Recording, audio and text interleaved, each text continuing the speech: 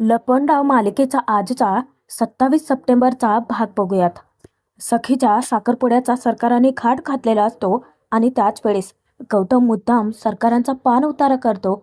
अपमानित करत विचारतो की काय नाही म्हणजे सरकाराने विकत घेतलेला लाचार व्यक्ती येणार आहे ना इथे. उर्मिलाला गौतमचा खूपच राग येतो, पण काही केल्या गौतमला ती गप्प बसू शकत नसते आणि गौतमची बडबड चालूच असते. तेव्हा सखी वैतागून म्हणते की काका. त्यावर सरकार स्वतः सखीला शांत करतात आणि मुद्दाम गौतमचा अपमान करायला सुरुवात करते. ती विचारते की गौतम काय आहे, तो मुलगा नक्कीच येणार आहे कारण त्याला मी निवडले. बरं मला सांग की सखीच्या होणाऱ्या नवऱ्यासाठी, लाडक्या जावयासाठी तू काही गिफ्ट आणलंयस का? म्हणजे काहीतरी गिफ्ट आणलंच असतील ना. आता गौतमचे बोलतीच बंद होते. मुद्दामच गौतमच्या हातात असलेली दारू पाहत ती विचारते की हे गिफ्ट देणार आहेस? तेव्हा गौतम मान खाली घालून उभा असतो.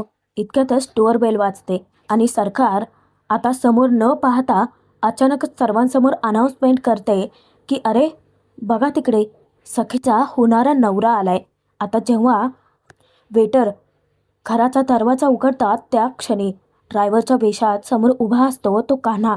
सगळ्यांच्या नजरा त्याच्यावरतीच खिळतात आणि सरकारांच्या डोक्यातच तिडीक जाते. लगेचच कान्हा सगळ्यांचा गैरसमज दूर करतो. तो सांगतो की पाहुण्यांचं सामान आणलंय आणि वेटरला तो इशारा करतो. वेटर लगेच दुसराही दरवाजा उघडतो तर समोरच नवरा मुलगा उभा असतो. त्याला पाहता क्षणी सरकार त्याचं आणि त्याच्या आईवडिलांचं घरात स्वागत करते आणि आलेल्या सगळ्या पाहुण्यांना आणि घरच्यांना ती ओळख करून देते. सरकार लगेचच सखीला आवाज देते तेव्हा ती सुद्धा त्यांना ग्रीट करते. आता सगळ्यांची भेट झालेली असते. सिद्धार्थ आणि सखी दोघेही सतत एकमेकांकडे पाहतात. तेव्हा सरकार मुद्दामच विचारते की सखी, आवडला ना नवरा मुलगा? तेव्हा सखी मान डोलावते. आता सरकारांचं प्लॅन तर फत्ते होतो. सरकारांचं परत लक्ष सखीकडे जातं तर सखीचं लक्ष फक्त सिद्धार्थवरती असतं. तेव्हा तिलाही खूप हसू येतं आणि सगळ्यांसमोर ते सांगते की काय आहे, आपण यांना थोडी स्पेस दिली पाहिजे. पहिल्यांदाच भेटत आहेत ना, तर एकमेकांशी गप्पाही मारल्याच पाहिजे त्यांनी. काय रे, मारशील ना? सिद्धार्थला असं विचारता क्षणी तो दचकतो. सरकार म्हणते की अरे गप्पा मारशील का? त्यानंतर सरकार सखी आणि सिद्धार्थ दोघांनाही आता तिथे बसायला सांगते आणि पाहुण्यांचा पाहुणचार तर करायची वेळ असते. सगळ्यांसमोर दिखावा नको का करायला? सरकारने आधीच सिद्धार्थसोबत डील केलेली असते. तेव्हाच मीनाक्षीची हालचाल चालू होते. ती सूत्र हलवते. हा होणारा सखीचा नवरा आहे का? आणि ती लगेचच गुपचूप चोर पावलाने कुणाच्याही नकळत सखीच्या रूमकडे जाते. रूममध्ये प्रवेश करता क्षणी आधी तर सखीचा ती मोबाईल शोधते आणि तेव्हा कुठे तिला कळून चुकतं की सखीने अजून तिने पाठवलेला व्हिडिओ बघितलेलाच नाहीये. सखीपर्यंत तो व्हिडिओ पोहोचवण्यासाठी मीनाक्षी आता एक षडयंत्र रचते आणि त्या षडयंत्रातलं प्याधं ती कुल्फीला बनवते. कुल्फीला हाका मारत शोधत ती बाहेर जाते. इकडे सिद्धार्थ आणि सखी दोघेही एकमेकांशी गप्पा मारतात. तर सिद्धार्थ परत एकदा आपली आणि आपल्या बिझनेसची ओळख करून देत असतो. तो सांगतो की आमचा टेक्स्टाईलचा बिझनेस आहे, त्याला काय काय आवडतं ते सगळं तो सखीला सांगत असतो. पण इतक्यात सखीचं लक्ष समोर असलेल्या कान्हाकडे जातं. तर कान्हा सखीला तिचं कानातलं ठीक करायला सांगतो. इशारा करता क्षणी तो इशारा सखीला कळतो. ते आपलं कानातलं व्यवस्थित करते. सिद्धार्थ विचारतो की मला ट्रॅव्हल करायला खूप आवडतं. तेव्हा सखीही सांगते की हो मलाही. सिद्धार्थ सखीचं बोलणं चालू असतानाच मीनाक्षी कुल्फीला घेऊन येते आणि कुल्फीला सांगते की हे कुल्फी, हे बघ, सखीना तिचा मोबाईल रूममध्येच विसरली होती. हा मोबाईल घेऊन जा आणि तिला दे. हे बघ, तसंही तुला आता त्यांच्यासोबत सेल्फी काढायच्या असतील ना. सखी ती तुझी किती लाडकी आहे. बघा आत्ताच काढ, नंतर वेळ नाही मिळाला तर. आणि मग काय, ती छोटीशी कुल्फी तिच्या बोलण्यात आपसुकच अडकते. मीनाक्षी तेथून जाते आणि पाहुण्यांशी बोलण्याचे नाटकं फक्त करते. पण तिचं लक्ष राहून राहून कुल्फीकडेच असतं. कुल्फी इकडे तिकडे शोधत असते. कान्हाचं लक्ष तिच्याकडे जातं. कान्हा विचारतो की कुल्फी सरकार काय झालं? तेव्हा कुल्फी नाराजीने सांगते की मला सखीदूसोबत आणि पाहुण्यांसोबत फोटो काढायचे आहेत. पण ते दोघेही गप्पा मारतायत ना. तेव्हा कान्हा म्हणतो की बस इतकंच, चला आपण जाऊयात. पण इतक्यातच सरकार अनाउन्समेंट करते. आता एंगेजमेंटची वेळ झालेली असते, त्यामुळे सरकार सिद्धार्थ आणि सखी दोघांनाही पुढे बोलवतात. आता ते दोघंही एकमेकांच्या हातात रिंग घालण्यासाठी पुढे जाणार. इतक्यातच कान्हा सखीला हाक मारतो आणि तो रिक्वेस्ट करतो की बेबी सरकार, तुम्हाला ना एक सांगायचं होतं. कुल्फे मॅडमला तुमच्याशी बोलायचं आहे, म्हणजे तुमच्यासोबत एक सेल्फी हवा आहे. त्यावर सखी म्हणते की अरे हो, लगेच काढूयात की. तेव्हा सर्वजण हसत असतात. आता कुल्फी ज्या वेळेस सखी आणि सिद्धार्थसोबत सेल्फी घेत असते, परत एकदा मीनाक्षी तिच्या फोनवरती तो व्हिडिओ टाकते आणि लगेचच कुल्फी म्हणते की सखी दी, तुझ्या फोनवरती बहुतेक मेसेज आला आहे, कोणता तरी व्हिडिओ आहे. तेव्हा सखी लगेच तो व्हिडिओ उघडून बघते आणि तिच्या पायाखालची जमीनच हादरते. सखीच्या हळवेपणाचा फायदा घेत सरकारांनी कशी खेळी खेळली आणि त्यामध्ये कान्हा फक्त प्यादं म्हणून वापरलं. ते सगळं षडयंत्र सखीच्या लक्षात येतं आणि सखीच्या तळपायाच्या आग मस्तकात जाते. खरं तर तिला त्रास या गोष्टीचा होतो की तिच्या आईने खोटेपणा केला, तिचा विश्वासघातही केला, पण त्यामध्ये कान्हाने तिची साथ दिली. सखी तर त्याच्यासोबत मैत्री करायला निघाली होती. इतक्यात सरकार सखीला हाक मारते. ती सांगते की सखी, अगं सगळे थांबलेत तुझ्यासाठी, फोटो वगैरे नंतर होत राहतील बाळा. तेव्हा सखी तावातावतच सरकारांकडे जाते आणि त्यांना सगळ्यांसमोर जाब विचारते की हे सगळं करायची काय गरज होती आई. त्यावर सरकार विचारते की काय झालं सखे. ती म्हणते की हे सगळं करण्यासाठी इतक्या खालच्या पातळीला उतरायची काय गरज होती.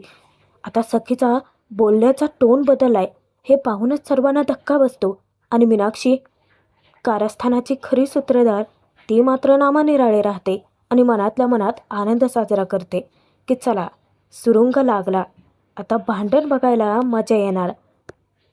सखी स्वतःचा मोबाईल सरकारांच्या हाती सोपवते आणि जाब विचारत असते. तेव्हा सरकार दात ओठ खाऊन हळुवारपणे तिला धमकावण्याचा प्रयत्न करते की हे बघ, नीट ऐक, मला इथे तमाशा नको आहे. त्यावेळेस सखी मोठ्याने ओरडून सरकारांचा खरा चेहरा सगळ्यांच्या समोर आणते.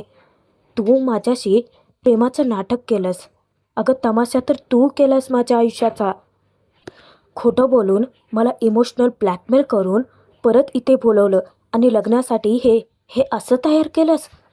तेव्हा स्वतःची बाजू सावरण्यासाठी सरकार गोडी गुलाबीनेच वागते. आता पाहुण्यांच्या समोर इज्जत जायला नको आहे ना, म्हणूनच सखीला ती सांगते की सखी, हे बघ, मी जर ते नाटक केलंच नसतं तर तू आलीच नसती. तेव्हा सखी ओरडून सांगते की आली असते आई. इतकी व्याकुळ होते ना ती. तू फक्त एकदा एकदा खरं प्रेमाने मला हाक मारली असतीस ना, तर सगळं सोडून मी तुझ्यासाठी आली असते. अगं, तुझ्यासाठी मी स्वतःची स्वप्न, माझ्या बाबांचं स्वप्न बाजूला ठेवलं. पण नाही हां, आता मला कळून चुकलंय की तू माझ्यावरती कधीच प्रेम करू शकतच नाही आई. आजवर फक्त माझ्यावरती प्रेम करण्याची नाटकं केलीस तू. अगं तू फसवलंयस मला.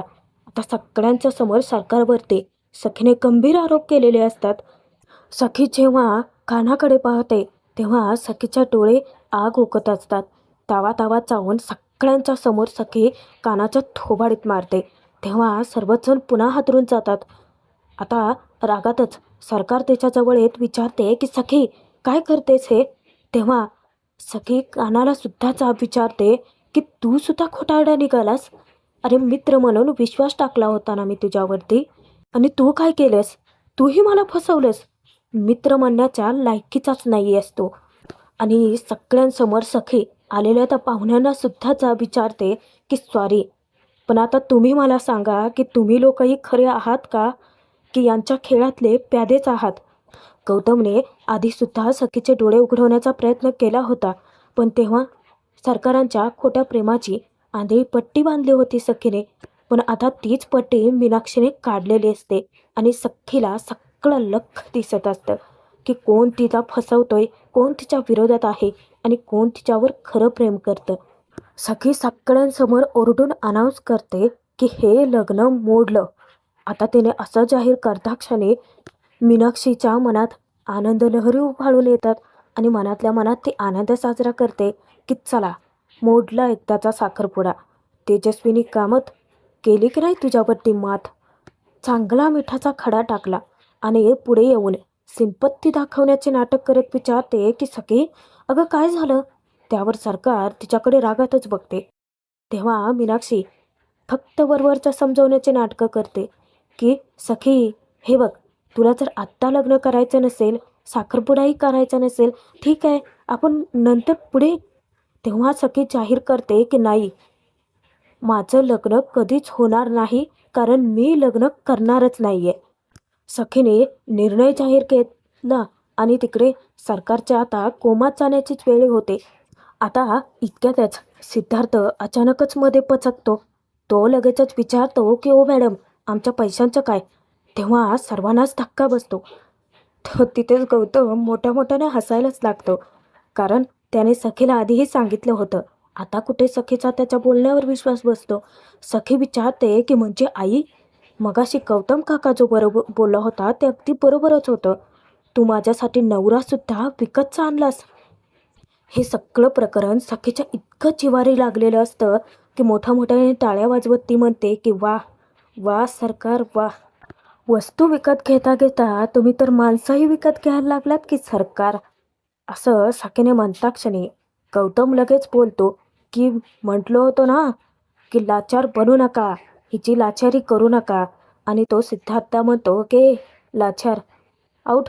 आणि तो त्यांना त्यांच्यासोबतच बाकीच्या आलेल्या पाहुण्यांना सुद्धा घराबाहेरच हाकलवून लावतो की. तेव्हा आता सगळेच निघून गेल्यानंतर सरकारचा बोलण्याचा टोन बदलतो आणि तिचं खरं रूप बाहेर येतं. सखीला ती चवताळत सांगते की तुझं लग्न व्हावं हे तुझ्या बाबांचं स्वप्न होतं ना, तेच पूर्ण करते मी.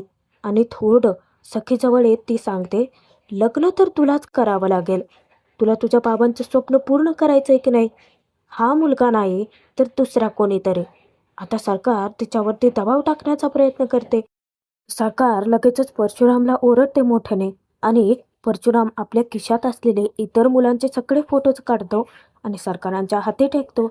तेव्हाच सखीचा पुढे ते फोटो धरत सरकार तिला आदेश देते की यातला एक निवड आणि लग्नासाठी तयार हो. लग्न तर तुला करावंच लागेल. त्यावरती सखी ते फोटोज हातात घेते आणि म्हणते की ठीक आहे, नाही ठीक आहे, माझं लग्न व्हावं हे माझ्या बाबांची शेवटची इच्छा होती ना, मग ठीक आहे, ती इच्छा मी पूर्ण करेन. तयार आहे मी लग्नासाठी. पण सखी दुसऱ्याच सेकंदाला मोठा बॉम्ब फोडते. ती म्हणते की पण तू पसंत केलेल्या मुलाशी मी लग्न करणार नाही. माझ्यासाठी मुलगा मी स्वतः शोधेन. तेव्हा सर्वजण धक्क्याने सखीकडेच पाहत राहतात. गौतम तर मनातल्या मनात सखीचं खूपच कौतुक करतो. आता ते फोटोज सरकारांच्या तोंडावर फेकून सखी रागातच तेथून जाणार. तेव्हा सरकार विचारते मागून की कसा शोधणार आहेस?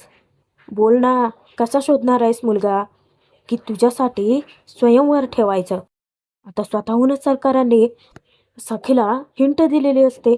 सखी मागे वळून उलट आता सरकारांनाच हादरवून सोडते. ती सांगते की ठीक आहे सरकार, अहो ही तर बेस्ट आयडिया आहे. आता तर माझं स्वयंवरच होणार. पण या स्वयंवरातला वर सरकारांनी शोधलेला नसेल. माझा नवरा मीच निवडणार. सखी अजूनही स्वतःच्या निर्णयावरती ठामच राहते. तेव्हा मीनाक्षी सखीला हाक मारते आणि विचारते की सखी, अगं काय बोलतेस तू? अगं, तेव्हाच सखी सांगते की नाही काकू, माझा निर्णय योग्य आहे आणि तोच ठाम राहणार. माझं स्वयंवरच होणार. आणि ती तिच्या रूममध्ये निघून जाते. त्याचनंतर गौतम मुद्दाम मुद्दाम सगळ्यांच्या समोर सरकारांवरती फिदी हसायला लागतो. तिची खिल्ली उडवतो गाणं गुणगुणत की कशी नशिबानं थट्टा आज मांडली. त्यावर सरकार लगेचच डोळे वाटारून उर्मिलाकडे पाहते. तिचा इशारा उर्मिलाला कळतो बरं का. गौतमला घेऊन ती रूममध्ये निघून जाते. नंतर ती मीनाक्षी आणि परशुराम दोघांकडेही रागात बघते. तेही दोघेही लाचाऱ्यासारखे निघूनच जातात. त्यानंतर कान्हाही तेथून निघून जातो. आजचा हा भाग इथेच संपतोय. पुढील भागात बघूयात. सखीने स्वतःच्या निर्णयाने सरकारवरती चांगलेच मात केलेले असते आणि त्याचनंतर सखी सर्वांसमोर लाईव्ह येत स्वतःच्या स्वयंवराची बातमी देऊन टाकते. त्याच वेळेस केदार आणि कान्हा दोघांचंही बोलणं चालू असतं. कान्हा फक्त सरकारांचं साम्राज्य उद्ध्वस्त करण्यासाठी आलेला आहे. हा खूप मोठा खुलासा झालाय. त्यामुळेच तो एक प्लॅन ठरवत असतो की सगळ्यात जास्त सरकारच्या जवळ जसं जाता येईल तेवढं जाण्याचा प्रयत्न करायचा. तर सखीने केलेल्या कारनाम्यामुळे अचानकच सरकार जाऊन तिचं थोबाडीत लगावते. तू काय केलंय तुला तरी कळतंय का? तेव्हा सखीही तिची आरेरावी सहन करत नाही. उलट सडेतोड उत्तर देते. हेच हवं होतं ना तुला? म्हटलं होतं ना माझं लग्न होणार, पण मी निवडलेल्या मुलाशी. आता परत एकदा ती सखीवरती हात उगारते, पण सखी ते खपवून घेत नाही. उलट तिला सनसनीत उत्तर देऊन जागीच गार करते. तर कसा वाटला भाग? कमेंट करून कळवा.